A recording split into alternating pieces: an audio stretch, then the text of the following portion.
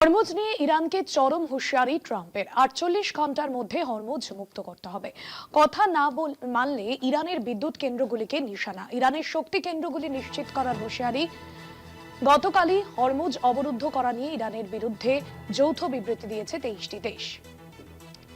আজকে ট্রাম্পের কি অবস্থান জানবো বিস্তারিত। আমার সঙ্গে রয়েছেন কলকাতা টিভির মুখ্য রাজনৈতিক বিশ্লেষক জয়ন্ত ঘোষাল। জয়ন্তদা, যেভাবে হুঁশিয়ারিটা দিয়েছেন তাতে কতটা কাজ হবে সেটাই হচ্ছে সবচেয়ে বড় কথা। তার কারণটা হচ্ছে এর আগেও কিন্তু ট্রাম্প বেশ কিছু হুঁশিয়ারি দিয়েছিলেন, তাতে কিন্তু কোনো কাজ হয়নি। কেননা আগে একটা জিনিস মানতে হবে যে মার্কিন সাম্রাজ্যবাদী শক্তি, মার্কিন সুপার পাওয়ার, তারা যেটা বলতো বা যে নির্দেশ দিত গোটা পৃথিবী সেটা শুনতে বাধ্য হতো। মার্কিন দাদাগিরি সেটা কিন্তু একটা স্বীকৃত সত্য ছিল। সেখানে এখন যেটা হচ্ছে, একদিকে যেরকম ট্রাম্পও তার নীতি বদলেছে, যেটাকে আমরা বলি আমেরিকার আইসোলেশন পলিসি, অর্থাৎ আমেরিকা ফর আমেরিকানস, এই যে দৃষ্টিভঙ্গিটা, এই দৃষ্টিভঙ্গিটা একটা ভয়াবহ জায়গায় আমেরিকাকেও নিয়ে গেছে।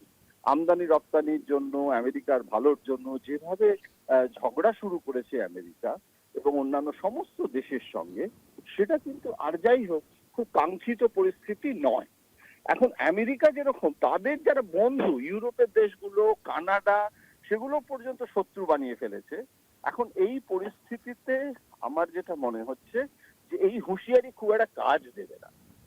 তার কারণটা হচ্ছে যেরকম ইউনাইটেড নেশনও যেরকম শান্তি প্রতিষ্ঠার ক্ষেত্রে শুধু জগন্নাথ হয়ে গেছে, আবার অন্যদিকে আমেরিকা যুদ্ধ ঘোষণা করেও কিন্তু পিছিয়ে আসে।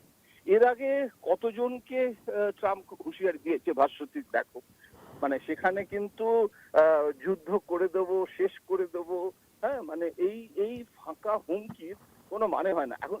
কিন্তু এর একটা মেথড ইন ম্যাডনেস আছে ট্রাম্পের মধ্যে। অর্থাৎ ট্রাম্প যদি সত্যি সত্যি কিছুটা করে ফেলে তাহলে কিন্তু সেটা আর একটা বিপদের কারণ হবে। কেননা এটা তো সেই একদম গুপিগাইন বাঘাবাইনের যুদ্ধের কাহিনীর মতো হয়ে যায়। সেখানে তো কোনো মানব কল্যাণের কোনো কিছু দিক তিনি ভাবছেন না। তিনি শুধু নিজের, কেননা ট্রাম্প কিন্তু জনপ্রিয়তা হারাচ্ছেন। ওখানে এখন আমেরিকায় মিড টার্ম শুরু হয়ে গেছে এবং মিড টার্মের পর এমনিতেই আমেরিকান প্রেসিডেন্টদের অ্যান্টি ইনকামবেন্সি শুরু হয়ে যায় এবং সেখানে তখন কিন্তু দেখা যায় যে পার্লামেন্টে নিয়ন্ত্রণ হারায়, লেমডাক হয়ে যায় অনেক সময় সরকার। কোনো পলিসি আর নির্ধারণ করতে পারে না, বিল পাস করতে পারে না। কিন্তু ওদের সংবিধান অনুযায়ী রাষ্ট্রপতি তার পূর্ণ মেয়াদ টিকে থাকবেন যদি না ইমপিচমেন্ট হয়। সুতরাং ট্রাম্প থাকবেন, কিন্তু ট্রাম্পের জনপ্রিয়তা হুড় করে পড়ছে। দুবার তিনি প্রেসিডেন্ট হবার পরে আবার তৃতীয়বারের জন্য হওয়ার সম্ভাবনা খুবই তো ক্ষীণ। কিন্তু তার আগে, ওনার বিদায়বাসী বাজার আগে গোটা পৃথিবীর তিনি কি সর্বনাশ করে যাবেন সেটাই সব থেকে বেশি এখন আশঙ্কা হচ্ছে। একদমই ধন্যবাদ জানাবো জয়ন্তদা আপনাকে।